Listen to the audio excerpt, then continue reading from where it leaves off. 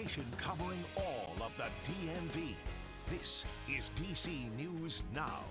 Well, good morning, everyone. Happy Saturday. Temperatures are on the cooler note as you are stepping out the door, and overall highs will be in the 40s, but we are tracking some rain to end out your weekend, so definitely keep it here. We'll have a check of that forecast coming up in just a bit. We've had people who die normally, but nothing like a violent fire. Coming up this morning, saving the memories. This family member able to retrieve a photo album after his sister's house goes up in flames. How he's remembering a longtime couple lost to a violent fire. We're going to take you to the scene in just a couple minutes. Plus, Operation Shootdown again. A U.S. military fighter jet takes down yet another flying object, this time soaring 40,000 feet up over the coast of Alaska. What we know this morning and how it compares to that Chinese spy balloon, the suspected Chinese spy balloon that was shot down last week. And later on, how a 39-hour manhunt in Baltimore, you heard that correctly, 39 hours, how it came to a violent end. Your time now, 8:01. Let's take you outside of the studio and take you to 1600 Pennsylvania Avenue, the White House, waking up to a very chilly start this weekend. But Brittany Ward's been saying it all morning here on DC News Now. Today is going to be the pick of the week. Yeah. Maybe not as warm as last weekend, but it is going to be the pick of the week. Absolutely, Joe. You know, we kind of got winter back in the forecast. We were a little spoiled as we headed into our work week this week with temperatures in the 50s. Well, highs today, they'll only be getting into the 40s, and that's usually where we are for this time of year. Stepping out the door right now, fairly chilly out there. We're seeing those temperatures in the lower 30s as you head further off to towards the west of I-81, whereas though closer to the Beltway, we're getting into the lower 40s, 41 there in DC, 30 as you head over there to Kaiser. So if you are stepping out the door right now in the nation's capital, again, those temperatures in those upper 30s, we do have those light winds coming out of the northwest, and we are seeing that mixture of sun and clouds. Overall, we do have a warming trend on the way as we head into February 17th through the 21st, and take a look at your localized forecast there in Oakland. Again, today, the pick of the weekend, because come tomorrow, we are tracking some wintry mix. So definitely keep it here. We'll have a look at that forecast coming up, Joe, in just a bit. All right, sounds good. Brittany Ward to start us off there from the Weather Center. Brittany, thank you. Good Saturday morning. It's 8:02 on DC News Now. Our top headline this morning: a fire tears through a house and takes the lives of a longtime couple in Prince George's County. It happened early yesterday in Lanham, and the cause of that fire is still under investigation. Daniel Hamburg spoke with one family member who is in absolute disbelief of what just happened. I don't know how this could happen to people like that. I'm numb about it. William Harper is in disbelief that his sister Aurelia Harper Cannon Bay and brother-in-law James Cannon Bay died in a fire early Friday morning. They were successful people. They were financially okay. She's only been retired for about 2 years. The fire happened just before 2 a.m.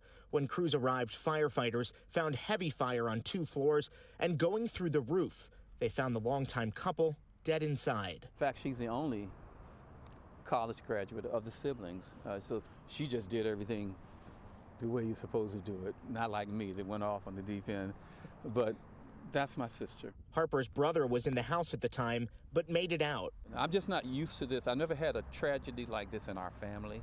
We've had people who die normally, but nothing like a violent fire. For now, he has some memories to look back on among salvaged photo albums. This is amazing for me to see a lot of this stuff myself. Yeah, I keep finding these types of pictures where they're together and going on cruises. The couple set to go on a cruise in just 2 days. Harper is going to miss his little sister. When they brought her home from the hospital when she was born, I was there to greet her. I taught her how to use forks and spoons. So that's how deep this is. I was 7 years older. And that was our Daniel Hamburg reporting there. The Prince George's County Fire Marshal is still investigating this, but as of right now, we are told the cause does not appear to be anything suspicious. An autopsy is also going to be done to determine ultimately how this couple died. All right, back here in the district, the investigation continues this morning after a D.C. police officer shot a man in Southeast. It happened yesterday morning on Good Hope Road. This is in the Anacostia neighborhood. Now, right now, We know officers were called to the scene after getting reports of a man beating a woman with a pipe. While searching the area, one officer saw a man get into a car. When the officer asked the man to step out, they say he ignored the commands. That's when the officer shot him. Now, here's a big plot twist in this story. Police later determined the man shot was not the man they had been looking for. The person was non-compliant, and what I saw from the video as the officer was asking the person to step out of the vehicle, he kept turning like this way. He's seated in the passenger seat. His hands go up. It's a lot that's going on. What's not happening is he's not getting out of the vehicle. Yeah, Chief Robert Conti there. Police are now looking for a woman, they say, who was driving that car. She drove off apparently after the shooting. We're also told the man shot was taken to the hospital and at last check was conscious and breathing.